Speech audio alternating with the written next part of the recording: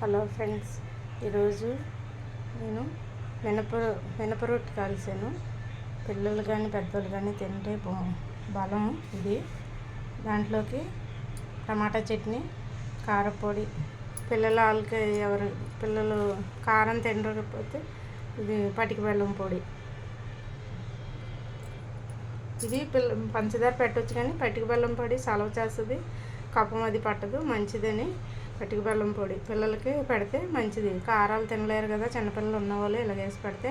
కానీ ఇదేంటంటే మినప రొట్టె అంటే అప్పటికప్పుడు మనం ఒక గంట ముందు నానబెట్టుకొని గ్రైండర్ వేసేసుకొని దాంట్లోకి ఇది బియ్యం రవ్వ ఆడించుకునే బియ్యపు రవ్వ వేసి కలుపుకొని రొట్టె కాల్చితే బాగుంటుంది. నెయ్యి కానీ నూనె కానీ వేసుకొని కాల్చుకుంటే చాలా బాగుంటుంది. ఇది చాలా బలమైన ఫుడ్డు. చిన్నప్పుడు మా అమ్మ వాళ్ళు చేసేవారు ఈ రొట్టెని.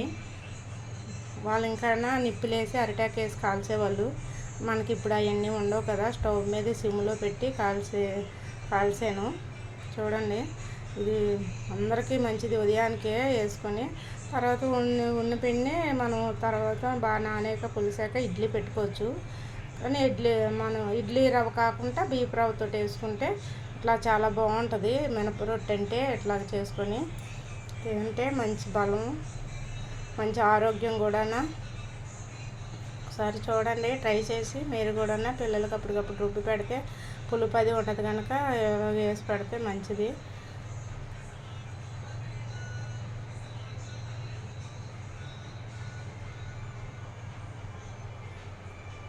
మేము ఎప్పుడు మా పిల్లలకి ఇలా చేసి పెడతాను. మా అమ్మ వాళ్ళు చేసి పెట్టేవాళ్ళు, మాకు కాల్చేవాళ్ళు, కాల్చి ఇచ్చేవాళ్ళు. నేను కూడా అట్లాగే మా పిల్లలకు పెడుతున్నాను. మీరు కూడా ఒకసారి ట్రై చేయండి, చాలా బాగుంటుంది. చాలా బలమైన ఫుడ్ ఇది. ఆరోగ్యానికి ఆరోగ్యం. నూనె కానీ నెయ్యి కానీ వేసి కాల్చుకుంటే చాలా టేస్ట్గా ఉంటుంది.